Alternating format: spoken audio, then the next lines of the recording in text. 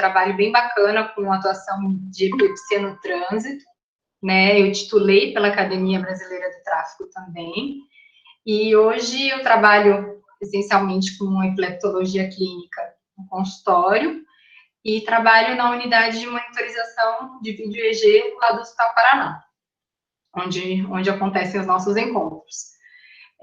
Eu queria deixar, assim, para o final a gente discutir alguns assuntos, algumas coisas, mas eu queria deixar, assim, todo mundo bem à vontade para a gente conversar. É uma aula bem leve, na verdade, é uma aula, assim, mais prática, digamos assim, para a gente poder discutir alguns temas e reforçar algumas dúvidas para a gente sair daqui tranquilo. Então, vamos lá, vamos começar. Eu comecei com o conceito de crise epilética, então, para a gente poder ir se situando. Então, o que é a crise epilética? A crise epilética é a ocorrência transitória de sinais ou sintomas devido a uma atividade neuronal anormal, excessiva e síncrona no cérebro.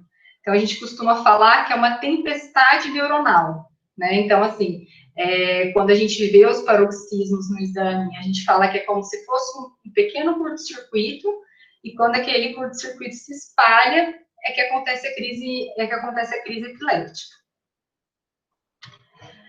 A crise, ela pode ter início em um ponto, ou a gente pode não conseguir pegar esse ponto, que é no caso das crises generalizadas, e a partir daí se difundir para várias partes do cérebro, resultando em alterações motoras, sensoriais, cognitivas, podendo levar ou não à perda de consciência e podendo ser severas ou sutis. Eu gosto muito desse desenho do Netter, apesar de ser um desenho bem antigo, eu acho que ele retrata muito bem isso que a gente tenta expor, né? Então, a gente tem um jargão em epilepsia que a gente fala que tudo que o cérebro pode fazer, uma crise epilética pode produzir. Então, se a gente for ver aqui, começando aqui pelo primeiro bonequinho aqui, então, se ele pega a área motora, principalmente a área motora de membro superior, vai ter abalo clônico no membro superior. Se pega mais embaixo, a área facial, vai ter abalo clônico aqui na região de face. Pode dar sinais e sintomas vegetativos, então aquele paciente que fica sudoreico, pletórico, que sente um mal-estar generalizado, mas sem uma alteração motora. Pode dar alucinações auditivas, então aqui é um diagnóstico diferencial muito importante de doença psiquiátrica. Então, às vezes o paciente fala, olha, eu escuto coisas, eu escuto um zumbido, eu escuto, às vezes, palavras, e na verdade, é decorrente de uma hiperestimulação daquela área. Então, esse paciente não tem uma doença psiquiátrica, ele tem uma hiperestimulação da área auditiva, que leva ele a ouvir esses sons. A mesma coisa em relação à visão, né? Então, o paciente, às vezes, perde a visão de um dos olhos, ou vê escotomas cintilantes, ou tem distorção de visão, às vezes até alucinações decorrentes da hiperestimulação daquela área. E seguindo aqui no nosso último desenho, é a crise sensitiva. É aquele paciente que perde temporariamente a função do membro. Então, o primeiro diagnóstico diferencial de AVC é crise convulsiva, tá? Então, não é raro o paciente chegar com uma crise convulsiva e no primeiro momento a gente considerar um AVC. Porque os pacientes chegam com perda de força, chega sem conseguir falar. Então, assim, o paciente teve uma hiperestimulação naquela área e os sintomas decorrentes foram semelhantes de um AVC. Então, ele não teve um trombo que ocluiu a artéria e fez uma isquemia. Ele teve um choque elétrico naquela área e os sintomas são os mesmos. Tanto é que no protocolo de trombólise, quando a gente vai pensar em trombolizar um paciente, você está totalmente liberado a trombolizar um paciente, mesmo achando que pode ser uma crise convulsiva, porque não tem como você diferenciar no primeiro momento. Você vai fazer a tomografia vai vir normal, começou num tempo delta, começou num tempo ideal. Então, assim, muitas vezes acontece de a gente trombolizar um paciente e, na verdade, foi uma crise convulsiva que gerou aquela hemiparesia, que gerou aquela alteração de fala, tá? Então, assim, sempre lembrar que o primeiro diagnóstico diferencial do AVC é a crise convulsiva.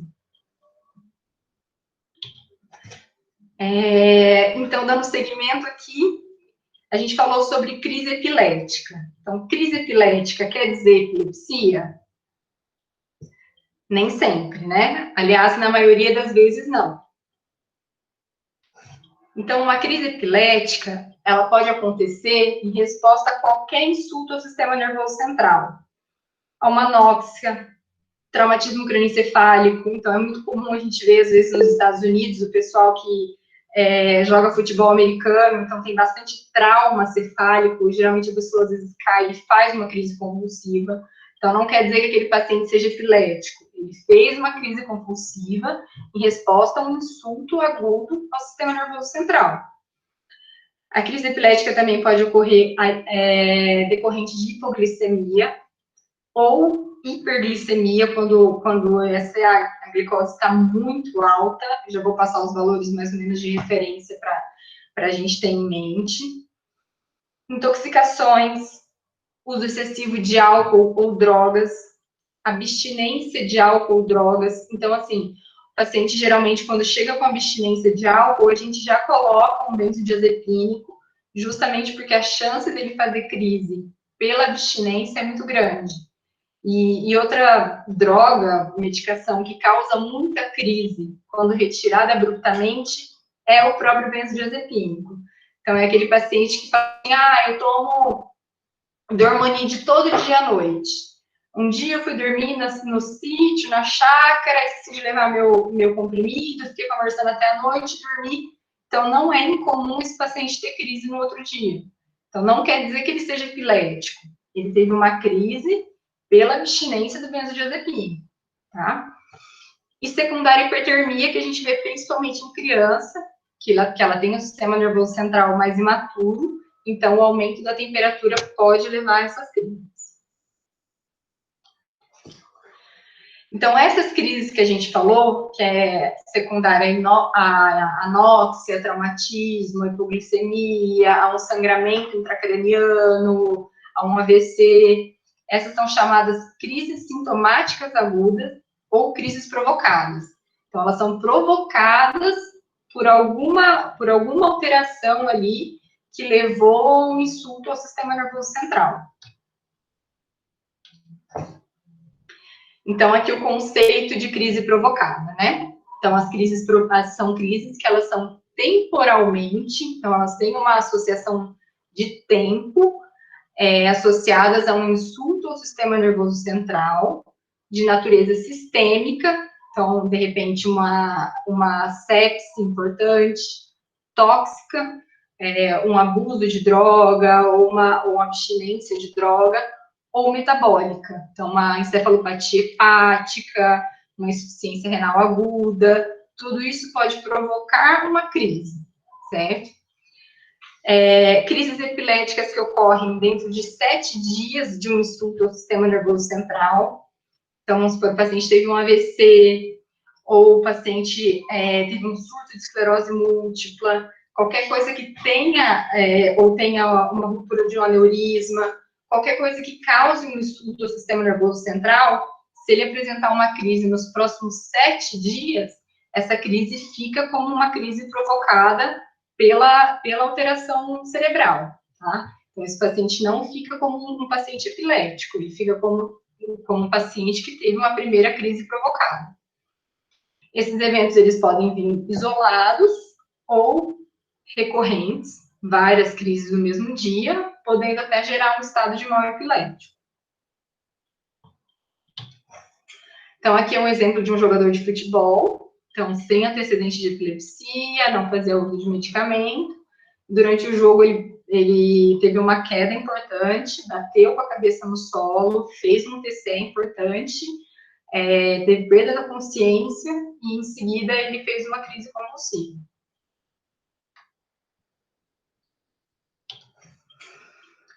Então, a gente viu que crise epilética não quer dizer epilepsia, né? Crise epilética é decorrente de um insulto ao sistema nervoso central que vai gerar essa crise, que vai gerar essa resposta. Então, o que é epilepsia, né? Até essa semana, não sei se a Bruna está aqui, que eu fico só com um slide, mas essa semana eu discuti com a Bruna um pouquinho o conceito de epilepsia. Que antigamente a gente tinha aquele conceito de que para considerar o paciente epilético, ele tem que ter 2 crises separadas, com um intervalo de 24 horas. Então, aquilo não existe mais, tá? Então, você não precisa mais de 2 crises para considerar o paciente epilético. Você precisa de apenas uma. Desde que essa crise tenha uma predisposição a ser persistente, tá? Então, a epilepsia é um transtorno do encéfalo. Pode ver que eles tiraram o termo doença, né? Antigamente era tratado como doença, então hoje em dia a Liga Internacional contra a Epilepsia traz o termo transtorno. Então, ela é um transtorno do encéfalo caracterizado por uma predisposição persistente em gerar crises epiléticas e pelas consequências neurobiológicas, cognitivas, psicológicas e sociais dessa condição. Então, assim, se você tem uma crise epilética e a partir dessa investigação a gente considera clinicamente que esse paciente tem chance de ter nova crise espontânea, de ter nova crise não provocada, aí ele é considerado epilético. E como que a gente calcula esse risco? Pelos exames de imagem. Então, se esse paciente tem lesão, provavelmente ele pode ter uma nova crise espontânea. Se esse paciente chegou para a gente, os exames laboratoriais todos normais, tudo certinho, mas o eletroencefalo alterado. Então, ele tem uma chance de ter uma crise espontânea novamente.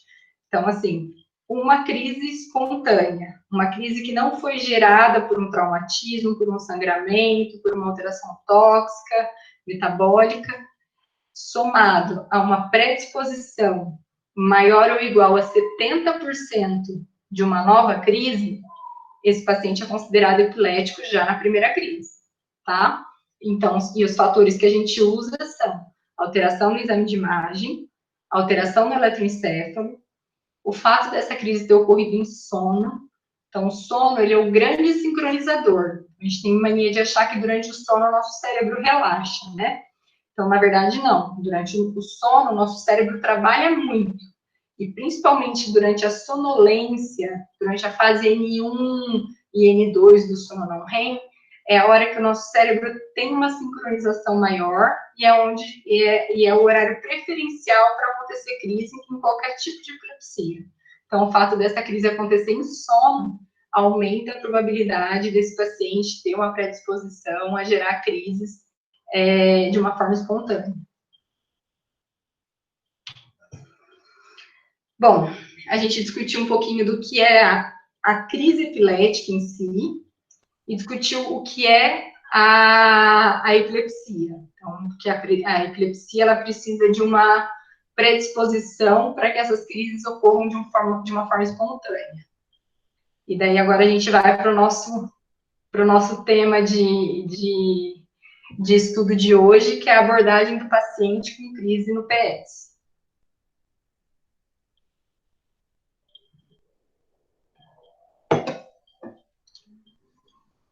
Então, começando lá. Você está lá, dando plantão, os primeiros plantões, leva um amigo junto, todo mundo meio receoso, e você recebe esse paciente. JSC, masculino, 64 anos. O socorrista fala para você que a esposa ouviu um barulho no quarto e quando encontrou o paciente caído, apresentando movimentos de extremidades e urina nas vestes. E que esse evento durou mais ou menos meia hora. Então, e aí, o que nós vamos fazer com esse paciente? O que esse paciente teve? As três perguntas, assim, fundamentais para esse caso isso foi uma crise epilética? Foi um primeiro episódio? Ou esse paciente já era epilético prévio? Então, a gente vai respondendo aí à medida cada um dos tópicos. Então, o primeiro tópico é se foi realmente uma crise epilética. Então, todo paciente que chega no PS com perda de consciência, a gente tem que dividir ele em dois grupos. O grupo do distúrbio circulatório e o grupo do distúrbio da função cerebral. Então, o que causou essa perda da consciência? Essa queda, essa alteração da consciência, esse desmaio? Foi um distúrbio circulatório que é muito mais comum ou foi um distúrbio da função cerebral? Então, foi uma síncope, seja ela qual for a causa, cardiogênica, vasovagal, ou foi uma crise epilética? Então, essa é a principal diferença que a gente tem que fazer na hora da abordagem desse paciente. Eu coloquei aqui um quadrinho que separa mais ou menos as características mais importantes das síncopes e das crises, para a gente poder discutir e para a gente poder identificar isso clinicamente a hora que esse paciente chega. Então, começando ali com a ocorrência. Então, a ocorrência. As síncopes, elas são circunstanciais. Então, elas costumam ocorrer com mudança postural, quando o tempo está muito quente, quando o paciente está estressado. Então, ela geralmente vem com uma história junto. As crises, não. Elas advêm de uma atividade elétrica normal que ocorre de forma espontânea. Né? Então, ela ocorre de uma forma espontânea e imprevisível. Então, na história, a gente consegue separar um pouquinho se isso teve uma circunstância predispondo ou não. Então, as síncopes, elas são relacionadas com mudança de posição, estresse emocional, calor, exercício físico, e as crises epiléticas, não. Duração. A síncope costuma ser mais breve. Então, o paciente, geralmente, ele mal cai e ele já recobra a consciência. Então, assim, é aquele paciente que a gente fala aqui, que às vezes ele cai apoiando, né? Porque ele se sente mal, então ele vai sentando, ele vai escorando, ele vai caindo mole, digamos assim. As crises, principalmente as crises tônico-clônicas, elas já têm uma duração um pouco maior. Elas duram aí de 1 a 2 minutos. Questão do evento precipitante foi o que a gente falou, né? Que nas crises, em 50% dos casos, pela história, a gente consegue identificar um fator precipitante, e nas crises tônico-clônicas, não. Aqui, voltando um pouquinho em relação ao tempo. Então, a senhorinha falou que durou mais ou menos meia hora. Então, tomar muito cuidado com o tempo referido pela família. Então, a família tende a aumentar muito esse tempo, né? Então, assim, porque para uma pessoa que está vendo, nunca viu aquilo na vida, então, geralmente, ela vai chegar e falar, olha, durou 10 minutos, durou 15 minutos, e a gente sabe que 95% das crises tônico-clônicas cessam espontaneamente em 1 a 2 minutos, tá? Então, assim, cuidado com essa referência da família, porque a família tem esse fator emocional importante e ela acaba aumentando aí o tempo do evento. Voltando aqui um pouquinho nas quedas. Então, como eu falei, a queda na síncope, ela pode ser rígida, mas geralmente ela é aquela queda que o paciente ele vai desmontando, ele vai caindo assim devagar, ele não se machuca. E a queda nas crises tônico-clônicas é uma queda rígida. Então, assim, a primeira fase da crise tônico-clônica é a fase tônica. Então, é aquela fase que o paciente fica totalmente rígido e se ele tiver uma predisposição para cair para trás, ele vai cair para trás duro. A mesma coisa se ele tiver uma predisposição para cair na frente, se ele tiver com uma postura para frente, ele vai cair para frente duro. Então, uma coisa que a gente vê muito assim, a gente acaba fazendo isso de uma forma meio empírica, mas quando a gente está conversando com o paciente, a gente fala, você já se machucou? Porque geralmente o paciente epilético não é incomum que ele tenha avulsão dentária, fratura de mandíbula, fratura de braço, deslocamento de ombro, porque ele não tem aquele tempo para pensar, aquele sentir mal para poder sentar. Ele cai de uma vez. Então, voltando ali na nossa história, a senhorinha falou que ele estava se movimentando, ele estava fazendo movimentos de extremidades, né?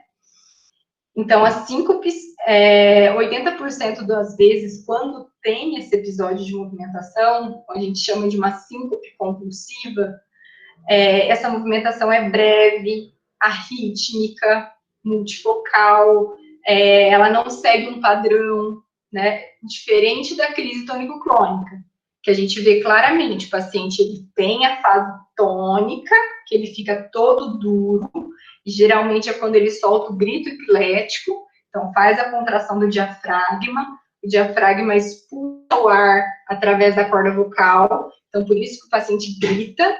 Então, o paciente ele não sabe, ele não está pedindo socorro, aquilo é uma resposta fisiológica. Então, o paciente ele se contrai todo, grita, e depois, quando acaba a fase tônica, é que ele começa com os movimentos clônicos, que são movimentos ritmados. Então, são movimentos que eles seguem um padrão, diferente da síncope, que geralmente é um movimento assim, bem fora de fase, de extremidade, mais breve, mais arrítmico. Seguindo, então, os olhos. Geralmente pode ser aberta nos dois casos, mas na crise tônico-clônica ele é especialmente aberto. Então, uma coisa que a gente diferencia bastante de crise quando ela é provocada, quando é uma crise psicogênica, é que a primeira coisa que o paciente faz é fechar o olho e apertar com força, né? Então, assim, geralmente nas crises tônico-clônicas, o paciente fica com os olhos abertos. Alucinações podem ocorrer de forma tardia nas síncopes, mas não é comum.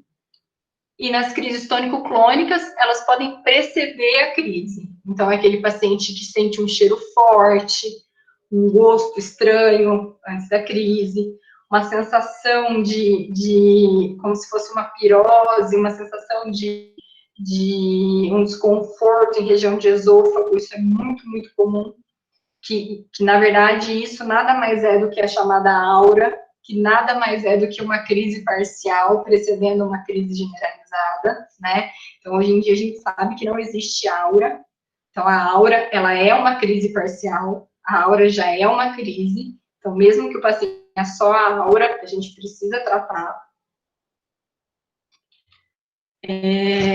Cor da face. Então, o paciente, quando ele tem síncope, principalmente assim, uma síncope cardiogênica, vasovagal, palidez.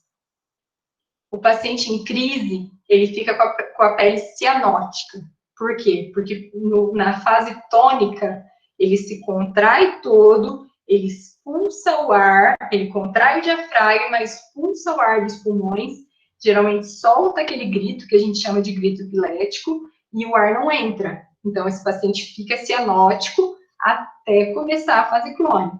Tá? Hipersalivação e cialorreia, geralmente é ausente nas síncopes, muito comum nas crises tônico-clônicas. Aqui uma questão que a gente costuma usar bastante para diferenciar, mas que a gente vai ver que isso não quer dizer nada, que é a incontinência.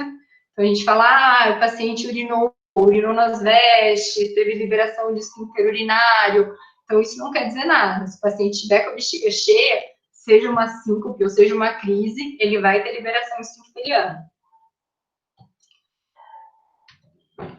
Perdão. A mordedura de língua, que é rara nas síncopes e muito comum nas crises tônico-clônicas, né? Então, assim, a gente tem costume de olhar a ponta da língua, mas não só a ponta. Geralmente, o paciente, ele morde a lateral da língua, porque ele fecha a boca, então ele faz aquele trismo, ele trava a mandíbula, então a língua que está aqui na região lateral, ela é muito, muito, muito afetada. Então, sempre um paciente pós-crise, olhar a língua, ver se não tem nenhum sangramento, ver se não tem nenhuma laceração importante, tá?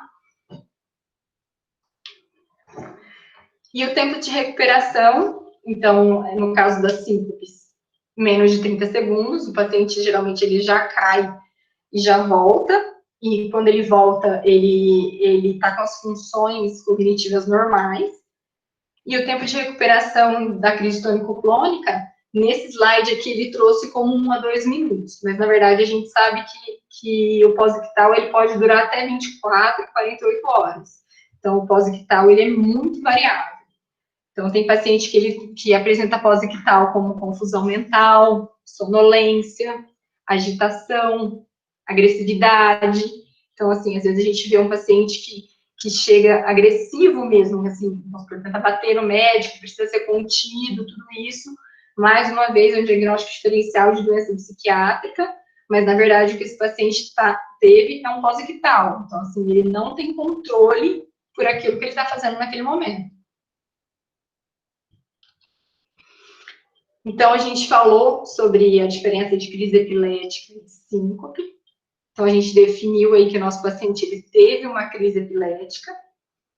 E a segunda pergunta que a gente tem que fazer agora é se foi um primeiro episódio, se foi a primeira vez que esse paciente teve essa crise e o que a gente precisa investigar.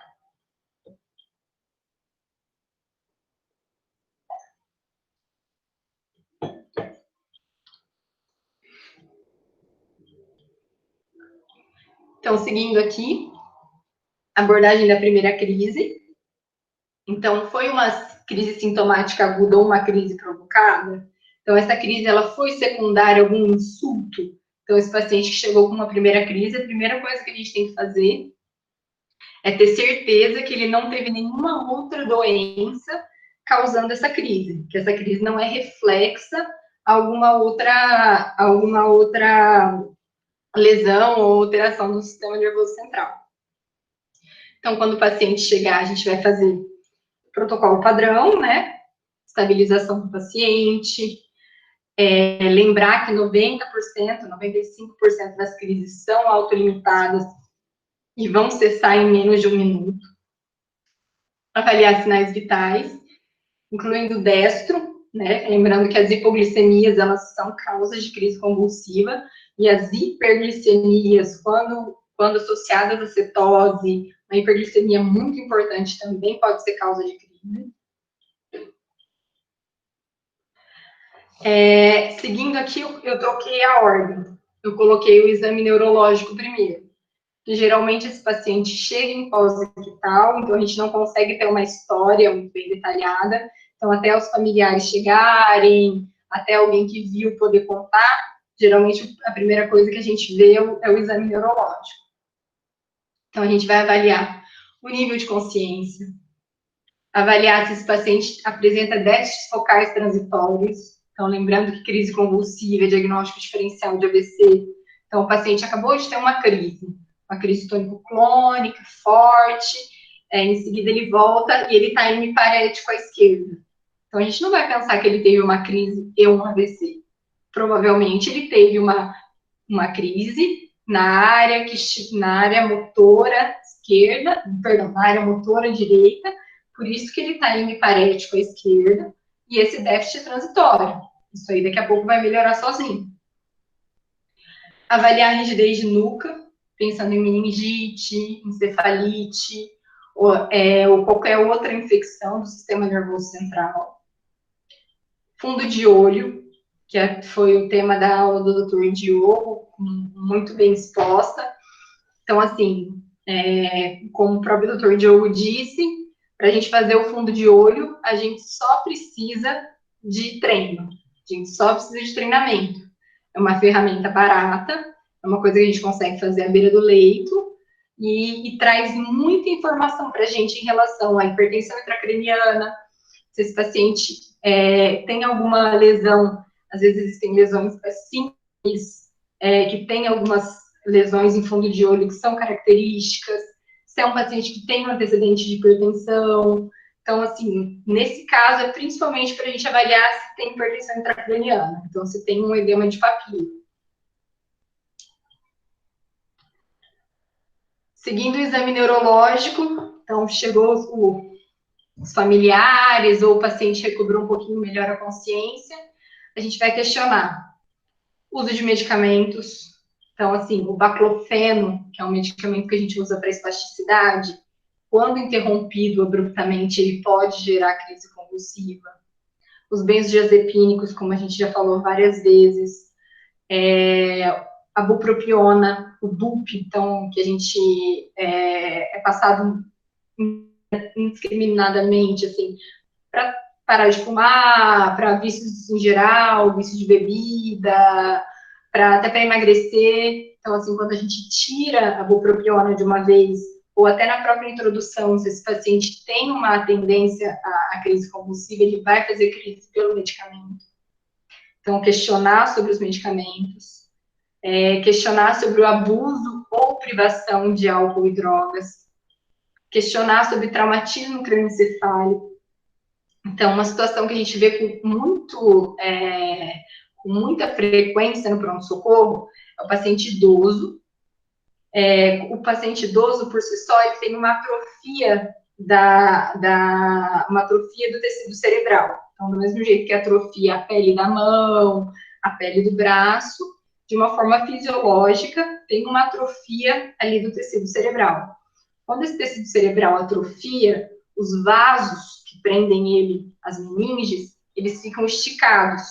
Então, assim, aquele tecido que estava cheio, preenchido, a gente costuma brincar de uma forma até ruim, assim, mas vira uma uva passa, né? Ele atrofia e esses vasos, eles ficam esticados. Quando esses vasos ficam esticados, eles têm uma tendência muito grande a romper. Então, assim, o paciente idoso não precisa necessariamente ter caído e batido a cabeça para fazer um sangramento. Às vezes, só dele levantar, bater a cabeça no armário, ou foi escovar o dente, bateu a cabeça na pia, bateu a cabeça no box. Às vezes, só esses pequenos traumas já são suficientes para gerar hemorragia. E essa hemorragia nem sempre aparece no primeiro momento. Então, às vezes, ela fica ali 4, 5 dias enchendo de sangue para aí começar a empurrar o parênquima, para aí começar a dar os sintomas. Então, paciente idoso, sempre cuidar com sangramento intracraniano. Questionar sobre doenças pregressas. Então, paciente HIV positivo, paciente portador de neoplasia. Então, a gente sabe que 80% das neoplasias de sistema nervoso central são metastáticas. Então, assim, se o paciente tem um câncer em algum outro lugar e vem para a gente com uma crise convulsiva, a chance dele ter feito uma metástase para o sistema nervoso central é grande, tá? Então, assim, sempre perguntar, mas já teve tumor de mama? Já teve tumor de pulmão? Já teve melanoma? Porque tudo isso pode gerar meta cerebral. E no caso do HIV, por conta das doenças oportunistas. Então, a neurotóxo, neurocriptococose, que aumenta muito a pressão intracraniana e pode levar à crise. Então, neuro-TB. Então, assim, avaliar as doenças pregressas, a história pregressa desse paciente. Os exames iniciais. Então, a gente vai pedir um hemograma para avaliar principalmente infecção. Então, a infecção por si só, ela reduz o limiar epileptogênico e pode levar a uma crise convulsiva. O paciente séptico tem uma chance de crise muito grande, mesmo não sendo epilético, tá? O PCR, para avaliar também as provas inflamatórias, um coagulograma, para ajudar se tiver algum sangramento intracraniano, alguma coisa nesse sentido. Eletrólitos, daí eu citei aqui sódio, cálcio, magnésio, potássio, creatinina e ureia. Então, esses para mim são os essenciais, os que a gente não pode deixar de pedir. Sódio, principalmente. Então, a hiponatremia é uma causa muito frequente de crise convulsiva. Então, paciente idoso tomando diurético, de repente esse sódio começa a cair de uma forma assintomática, então o paciente não percebe, e quando a gente vai ver, esse sódio está lá em 112. Então, ele faz uma crise secundária com hiponatremia. Outro remédio que a gente tem que tomar muito cuidado é a carbamazepina. Então, a carbamazepina a gente usa para crise convulsiva. mas também é usada para estabilização de humor, também é usada para alguns tipos de dor de cabeça, e a carbamazepina, ela causa muita hiponatremia no paciente idoso. Então, paciente que chega usando carbamazepina, não esquecer de dosar o sódio, tá? Cálcio, magnésio, potássio, ureia e creatinina, pela questão da insuficiência renal. Então, insuficiência renal aguda, uremia, falência hepática, tudo isso contribui para um desbalanço metabólico que vai levar a uma alteração da bioeletrogênese cerebral que pode culminar numa crise convulsiva. Gasometria, PCR, então esse paciente, se ele fica em crise clônica muito tempo, então ele fica se batendo muito tempo, ele tem um desgaste muscular muito grande e ele pode vir a fazer uma rabdomiólise. Então, a gente precisa desse PCR para poder calcular o quanto que a gente vai hidratar esse paciente para não causar uma lesão renal. Rotina de urina, avaliando infecção, raio-x de tórax, também, para ver se tem uma pneumonia, alguma outra coisa nesse sentido. E um eletrocardiograma. Então, a maioria das medicações que a gente vai usar para crise, elas podem gerar arritmia, principalmente o idantal. Então, é ideal que esse paciente faça um eletrocardiograma e que ele fique monitorizado para a gente poder considerar se ele é candidato a receber algumas drogas ou não.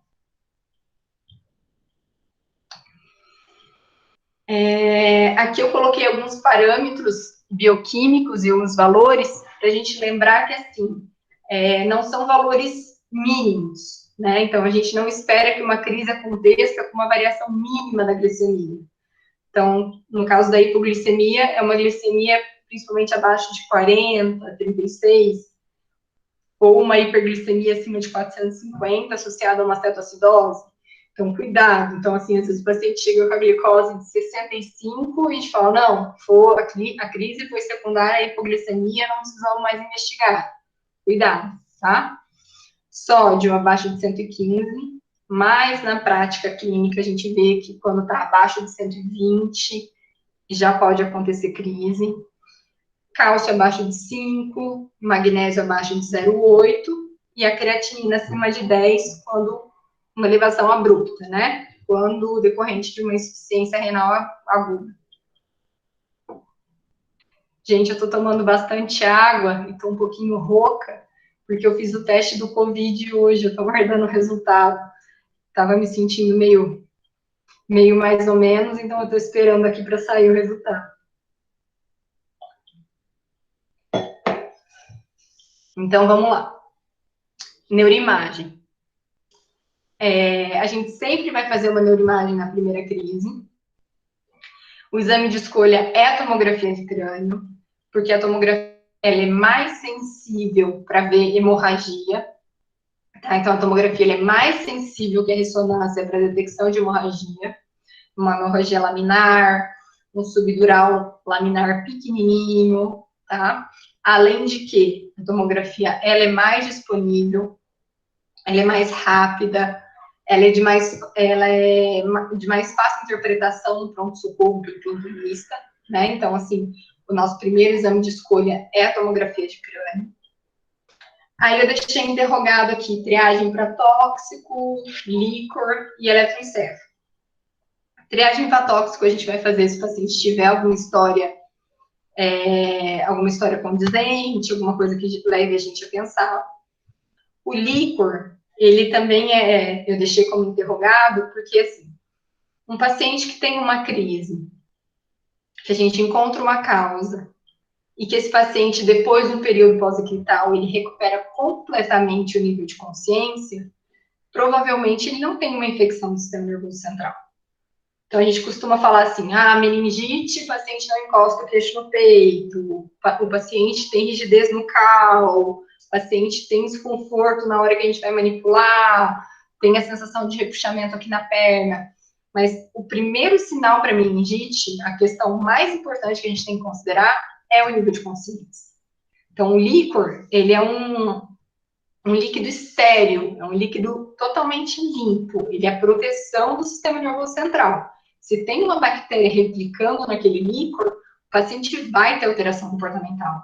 Sonolência, agitação, agressividade, confusão mental, tá? Então, assim, a gente não espera um paciente totalmente bem com uma alteração licórica. Então, por isso que eu deixei o líquor interrogado, porque a gente vai fazer nos casos que a gente tiver alguma indicação, senão não. Eletroencefalo, que é um excelente exame para fazer pós-crise, porque daí a gente consegue localizar a área relacionada à crise, a gente vê uma lentificação pós-ictal naquela área correspondente, na área geradora de crise, mas que é um exame que é muito difícil, que é dificilmente disponível nos pronto-socorros, então a gente deixa interrogado, porque se a gente estiver bem, se a gente não estiver, seguimos o par. Então, a gente falou sobre as crises epiléticas, sobre as crises sintomáticas agudas. Então, aqui eu listei as principais causas neurológicas de crises sintomáticas agudas. Então, as causas sistêmicas a gente já falou, hiponatremia, hipoglicemia, privação de álcool ou droga, tudo isso. E em relação às causas neurológicas, as principais causas que a gente tem que se preocupar: hemorragia subaracnoide, então é aquele vozinho que levantou, bateu a cabeça na segunda-feira, no sábado ele começa com confusão e faz uma crise. Hemorragia intraparenquimatosa, que costuma ocorrer por conta da elevação da pressão arterial. AVC isquêmico, infecções do sistema nervoso central, então meningites, encefalites, tumor, lembrando que 80% dos tumores do sistema nervoso central são metastáticos. Então, assim, se a gente acha um tumor no sistema nervoso central, a gente tem que procurar, digamos que o foco primário, né? E TCE. Se a gente recebeu esse paciente, fez toda a investigação, fez a investigação tutorial, colheu a história, fez o exame de imagem, tudo limpo, nada, não achamos nada. Então, esse paciente, ele sai de uma crise sintomática aguda para uma primeira crise não provocada. Então, se a gente acha uma causa, ele fica como uma crise sintomática aguda, como secundária a uma causa, e se a gente não encontra nada, ele fica como uma primeira crise não provocada. Aí, nesses casos, é que a gente tem que avaliar a probabilidade desse paciente apresentar uma nova crise, para poder pensar se a gente vai encaixar ele num paciente epilético ou não. Seguindo aqui com a nossa aula, então a gente diferenciou crise epilética de síncope, fez a abordagem do primeiro episódio. E se esse paciente já for epilético? Então, esse paciente epilético prévio, ele já usa medicação, ele já faz tratamento, ele já tem um neuro que acompanha ele, e ele chega para você no pronto-socorro com uma crise. Então, as principais causas de descompensação, de geração de crise no paciente que já é previamente epilético, é má adesão medicamentosa.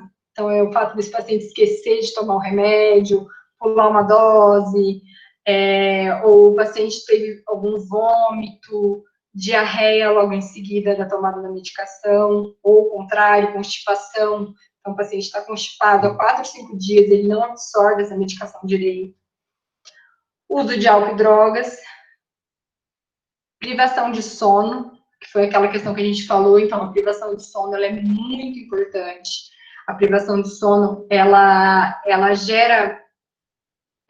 aumenta a chance de crise convulsiva no paciente que é epilético, e ela pode gerar crise convulsiva no paciente não epilético quando essa privação de sono é muito importante, tá? Então, a gente não consegue ficar 30, 40 horas sem dormir, tá? Então, uma adesão medicamentosa, uso de álcool e drogas, privação de sono e infecções. Então, por isso que a gente faz todo aquele rastreio infeccioso. E daí? Então, assim, o paciente ele já é epilético, ele toma o remedinho dele, e não sabe dizer direito se ele tomou a dose da manhã ou não, o paciente é idoso, é confuso, o paciente é jovem, é rebelde, foi dormir na casa do amigo, a mãe não sabe se tomou o remédio ou não. O que eu preciso fazer? Eu preciso investigar, eu preciso internar, ou eu posso mandar esse paciente embora e ele vai seguir com o tratamento dele? Então, não existe consenso para essas duas perguntas. Tá? Então, na literatura não existe uma concordância para essas duas perguntas. Na minha opinião pessoal, eu acho que a gente precisa investigar, eu acho que a gente precisa internar. Por quê? O paciente, muitas vezes, principalmente quando ele tem crise na rua, acontece assim, o paciente caiu, teve uma crise na rua, uma crise curta, ele levanta no susto, ele fala, não, tá tudo bem, levanta, vai atravessar a rua e é atropelado. Ou levanta, vai atravessar, cai em um lugar, causa um acidente, pega o carro e causa um acidente. Então, a gente tem que lembrar que a crise convulsiva é uma tempestade neuronal. Então, esse cérebro, ele sofre um choque. Então, esse paciente, ele não tem controle das ações pós-crise. Então, assim, a gente não pode liberar tranquilamente esse paciente. Ah, não, tudo bem, eu tomo remédio, esqueci hoje de manhã, foi uma crise curta. Então, esse paciente tem que fazer uma observação de no mínimo 6 a 8 horas.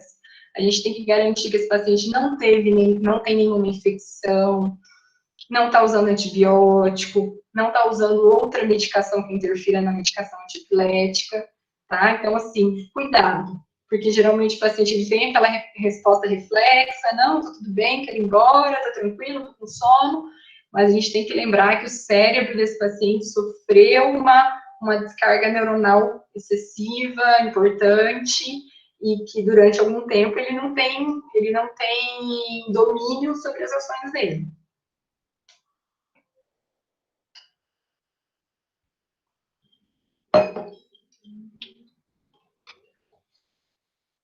Seguindo, então, tratamento da crise. Eu deixei esse slide, que é um slide que ele é, na verdade, bem conhecido, é um slide que ele é bem difundido, para a gente poder falar um pouquinho sobre o tratamento do estado de mal iminente e principalmente do estado de mal estabelecido, tá? Então, esse é um slide que foi tirado da USP, no site do protocolo da USP, que eles colocam o midazolam e o diazepam, então os benzodiazepínicos, como primeira linha para abortar crise. Então, o efeito do benzodiazepínico é abortar a crise. O benzodiazepínico ele tem uma ação rápida, ele não serve como medicamento estabilizador de membrana, então o efeito dele é cortar a crise naquele momento, tá? Se o paciente já chegou sem crise, você não precisa fazer o benzodiazepínico. Então, aqui a gente tem a opção do midazolam intramuscular. Então, quando o paciente é adulto, a gente faz 15 miligramas, a gente faz a ampola toda. Paciente até 40 quilos, 10 miligramas. Paciente de 13 a 40 quilos, 5 miligramas. Uma única vez. Então, midazolam intramuscular, principalmente quando é no transporte até o hospital, ou quando esse paciente chegou em crise no hospital, mas a gente ainda não conseguiu pegar um acesso venoso. Seguindo o diazepam, que é o que a gente costuma usar com mais frequência, né? Então, diazepam endovenoso. Então, quando ele é aplicado intramuscular, tem risco de necrose muscular. Então, diazepam sempre intravenoso, numa dose de 0,15 a 0,20 miligramas por quilo, no máximo 10 miligramas por dose. Então, 10 miligramas é o que tem ampola. 2 ml, 10 miligramas, o máximo que você vai fazer é uma ampola por dose. E você pode repetir ele até 4 vezes, tá? Então, você pode fazer uma vez, o paciente voltou a convulsionar, pode fazer de novo, até 4 vezes. Aqui no protocolo eles citam o lorazepam, mas o lorazepam ele não é disponível na forma endovenosa no Brasil. Esse foi um estudo da New England que mostrou a comparação entre o midazolam intramuscular e, no caso deles, o lorazepam endovenoso. E nesse estudo, o midazolam intramuscular teve maior efeito no tratamento pré-clínico, no tratamento pré-hospitalar, do que o lorazepam. Por quê? Porque ele foi feito com tempo menor. Então, se esse paciente ele chega em crise, ele está se batendo, você vai ter dificuldade de pegar veio, dificuldade de difundir a medicação. Então, assim, é claro que a medicação endovenosa é melhor. A medicação, quando ela é intramuscular, ela tem uma absorção errática, ela sofre alteração ali da parte lipídica, da gordura, tudo isso. Mas é melhor você fazer um medicamento intramuscular rápido do que você demorar para fazer um medicamento endovenoso. Então, foi mais ou menos isso que esse estudo concluiu, que apesar do lorazepam ser muito melhor em abortar a crise do que o midazolam, pela via de acesso, é melhor você fazer um midazolam rápido do que você postergar e demorar para conseguir fazer esse diazepam ou esse lorazepam que seja por via endovenosa. Então, se o paciente chegou para você em crise, diazepam ou midazolam, tá? Então, é o benzodiazepínico para tirar da crise.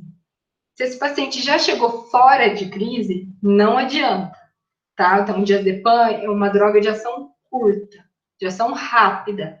Se ele já chegou fora de crise, se ele teve a crise em casa e veio, não adianta mais fazer o diazepam, tá? E o idantal? A gente faz ou a gente não faz? Então, assim, se esse paciente teve uma crise curta, uma crise em casa, é um paciente que já é epilético, esqueceu de tomar medicação, a gente pode não fazer o idantal, tá? O idantal a gente faz quando a gente supõe que esse paciente tem uma chance de fazer uma nova crise. Então, o paciente caiu, ou tem um distúrbio metabólico, ou tem um tumor, ou tem um sangramento. Então, esse paciente tem uma chance de fazer uma nova crise. Então, a gente vai idantalizar esse paciente, a gente vai garantir uma estabilização da membrana neuronal por pelo menos aí 24 horas, para a gente poder agir na patologia de base desse paciente, tá? Eu deixei aqui o valproato, porque ele já estava no slide, mas hoje em dia a gente não tem mais o valproato disponível no pronto-socorro, o que é um problema, o que é uma pena, né? Até, assim, no hospital onde eu trabalhava, esse costume era pouco, que a gente tinha, acho que umas 50 ampolas que venceram, né? Então, é um pecado. Então, hoje em dia, o que a gente tem em endovenoso para usar nas principais emergências é o idantal, é a fenitoína. Então, a gente precisa saber idantalizar corretamente esse paciente. Aqui eu deixei também a fosfenitoína, o levetiracetam, a lacosamida, que tem a opção endovenosa, mas que ainda não é reconhecida para tratamento de estado de mal, tá? A gente sabe que ela vai entrar no futuro, mas a gente ainda não tem um estudo comprovando. Então, a princípio, se esse paciente não tem restrição ao idantal, diazepam se ele estiver em crise, idantal se ele tiver uma tendência a ter crises, né? Se ele tiver uma tendência a novas crises. E daí, como idantalizar, né? Como que a gente faz isso direito, para não ter mais dúvida. Então, o idantal sempre endovenoso, tá? A dose que a gente usa é 20 miligramas por quilo. E a infusão do medicamento é 50 miligramas por quilo. No slide seguinte, eu coloquei um exemplo para a gente deixar isso bem fixado.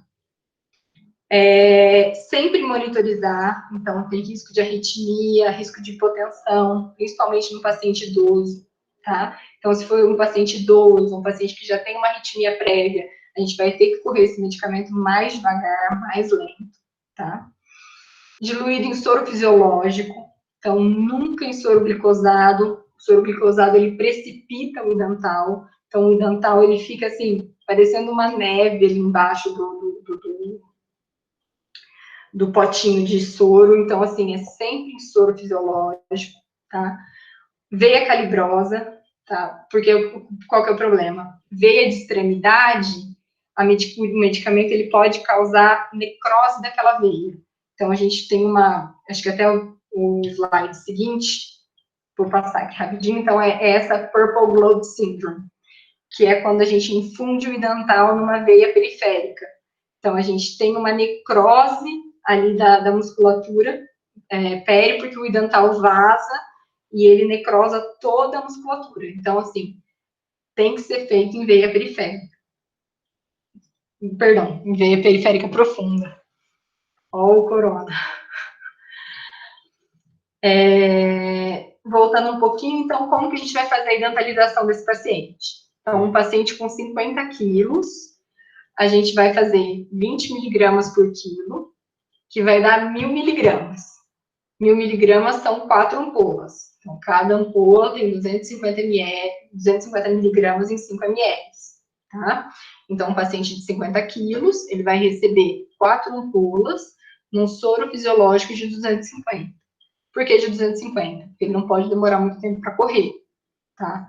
Se o paciente se o paciente tiver mais peso, a gente precisa calcular. Então, essas 4 ampolas não são regras. Se o paciente tiver 70 quilos, ele vai receber 5, 80 quilos, 6 ampolas, tá? Então, no máximo 6 ampolas, mas a gente não pode ficar restrito a essas 4 ampolas que a gente tem ali como base, tá? Se o paciente tiver mais peso, ele precisa de mais medicamento. A gente vai correr 50 miligramas por minuto. Então, 1.000 miligramas a gente vai correr em 20 minutos. Então, um paciente adulto, normal, a gente vai correr em 20 minutos. Um paciente idoso, com risco de arritmia, com patologia cardíaca, a gente vai correr, então, 20 miligramas por minuto, que dá 50 minutos. Então, um paciente adulto, rígido, a gente corre em 20 minutos, corre rapidinho. Paciente idoso, a gente corre 50 minutos. Vamos lá. Então, aqui, de novo, a Purple Glove Syndrome, que é quando foi feita a infusão do idantal numa veia periférica, não numa veia profunda, e causou a necrose de todo o tecido ali em volta. Seguindo aqui o tratamento, então daí já seria para casos refratários, né? Então, daí quando o paciente não melhora com a fenitoína, quando ele não melhora com o idantal, e daí uma coisa que eu esqueci de falar é que, assim, se você recebe esse paciente, ele está em crise, você faz uma ampola de diazepam, tira ele da crise. Começa o idantal para poder dar aquela estabilizada, para você poder investigar, para você poder ver o que está acontecendo. Se o paciente faz uma crise novamente, mesmo durante a infusão do idantal, você pode repetir a dose do diazepam, tá? Então, o diazepam, ele pode ser feito antes, durante e depois do idantal, tá? Ele não interfere. E aqui já estão esquemas para quando o paciente realmente não sai da crise, que daí seria o midazolam, propofol, tiopental, que daí já seriam esquemas voltados para a terapia intensiva. Muitíssimo obrigada, desculpa da voz rouca, se Deus quiser não vai ser corona, mas assim, eu estou sempre super à disposição de vocês, eu adoro fazer parte da liga, eu adoro conversar com vocês, eu adoro trocar ideia, então eu fico assim, sempre à disposição para qualquer coisa que a gente queira conversar, discutir e trocar, né? Muito obrigada. Muito obrigado, doutora. Aula maravilhosa, viu? Ó, tem algumas dúvidas aqui no chat. Você quer que eu leia para você? Como é que eu acho? Pode fechar o slide na verdade, não precisa fechar o slide. Só pula para a parte do Meet e abre a conversa ali do lado.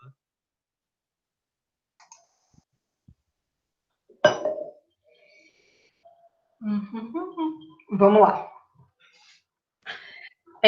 Primeira pergunta do Adam. Doutora, pode repetir a diluição? Então, a aula ela vai ficar disponível. Nossa, agora eu não me via durante o slide, agora que eu vi que tem uma luz importante ali atrás. Então, a aula vai ficar disponível no YouTube, é isso, Ricardo? Isso, vai ficar disponível no YouTube. Então, daí lá você pode checar a direção certinha, anotar no caderninho, e é muito importante, é muito legal deixar isso no esquema de plantão rápido, porque a gente pode precisar a qualquer momento, né? Carlos Andrei, muito obrigada, obrigada a você, querido, obrigada a você. A Giovana, linda, obrigada, obrigada, obrigada mesmo, mesmo, mesmo. E vamos lá, vamos ver, vamos achar as dúvidas aqui. Tem uma pergunta lá em cima.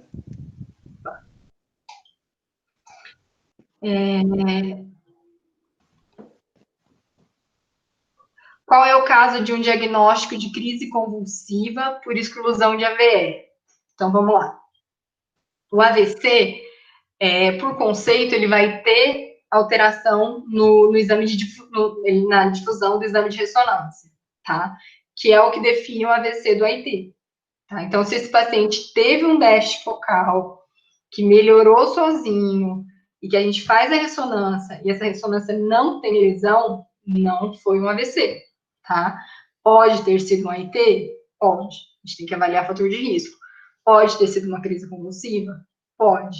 Porque lembrando que tudo que o cérebro faz, uma crise convulsiva pode produzir. Então, ela pode produzir som, ela pode produzir visão, tá? Alucinação visual, alteração visual, perda de campo visual. Inclusive, tem alguns pacientes que têm algumas particularidades que demoram muito para poder chegar até a gente, para poder chegar até um profissional especializado para a gente poder dar um segmento. Então, assim, dando como exemplo, eu tive um paciente esses tempos, assim, que veio de uma cidade de fora, então não era de Maringá, nada disso. E ele falava assim, doutora, eu sou um cara bom, eu tenho família, eu não sou de falar palavrão, eu não sou de xingar. E daí, quando ele ficava, e às vezes, assim, sem nenhum motivo, ele estava almoçando, ele estava comendo com a família, e ele falava, eita porra, eita porra, eita porra. E ele não sabia explicar por quê, e ele já estava em tratamento psiquiátrico há 2 anos, não melhorava. E falava, doutor, eu não sei por que eu faço isso, não sei o que acontece. Então, na verdade, o que ele tinha era uma estimulação na área da linguagem. E era justamente esse jargão que ele ficava repetindo. Então, muitas vezes, o diagnóstico é difícil, né? O diagnóstico, ele nem sempre se mostra tão claro. Por isso que a gente examinar e a gente considerar as crises sempre em qualquer doença neurológica, lógico que a minha visão de epileptologista sempre chama, mas eu acho que é um diagnóstico diferencial que está muito presente, né? Vamos lá, vamos ver se tem alguma outra. Aqui chamando o pessoal para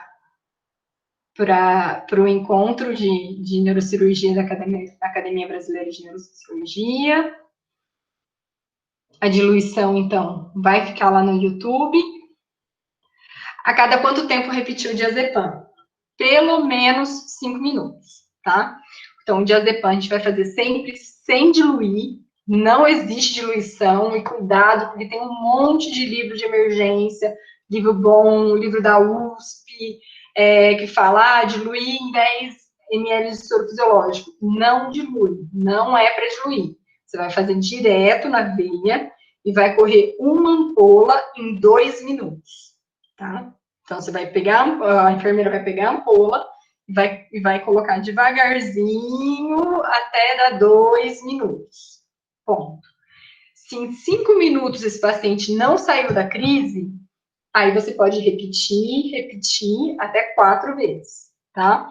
E nisso você já está colocando o idantal, você já está aumentando o seu esquema, né? Se vê que esse paciente não sai, aí a gente parte para aqueles casos mais graves que precisam de um coma induzido com tiopental ou com midazolam, mas daí acho que daí já foge do nosso foco, que é o pronto-socorro, né?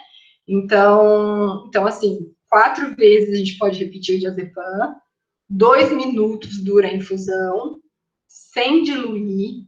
Você pode fazer se o paciente chegar em crise, você pode fazer se o paciente tiver uma crise durante a eventalização, e você pode fazer depois, tá? Não um medicamento não interfere no outro. Alô? Nabila? Oi? Alô? Oi? Oi, Nabila. Ô, doutor É Paulo Paulo! Marcelino. Meu Salvador! Tudo certo?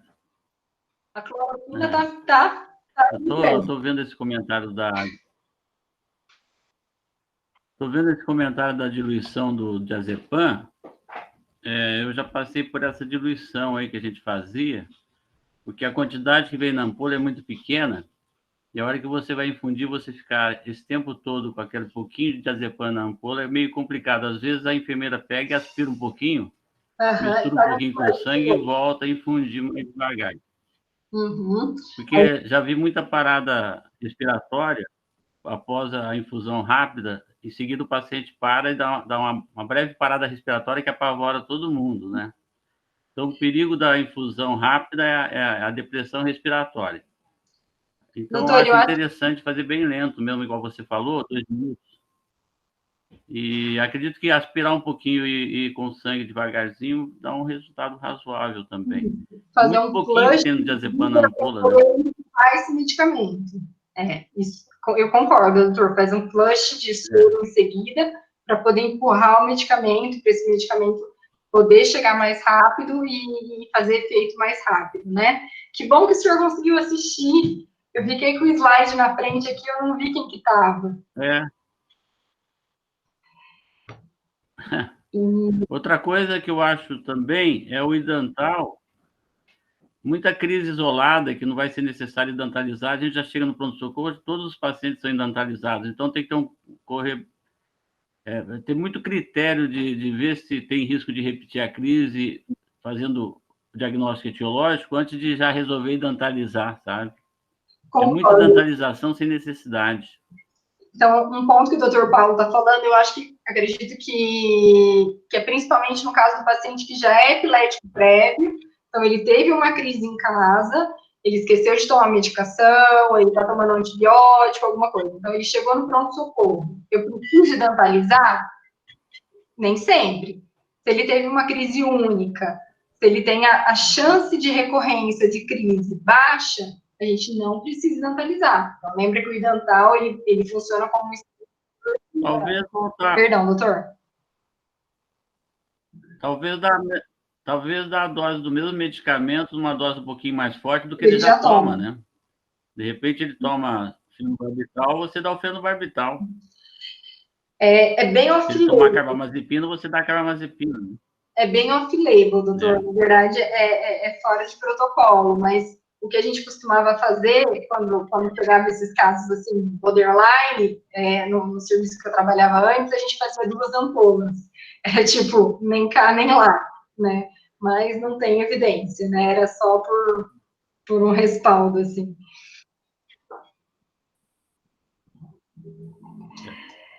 E vamos nós.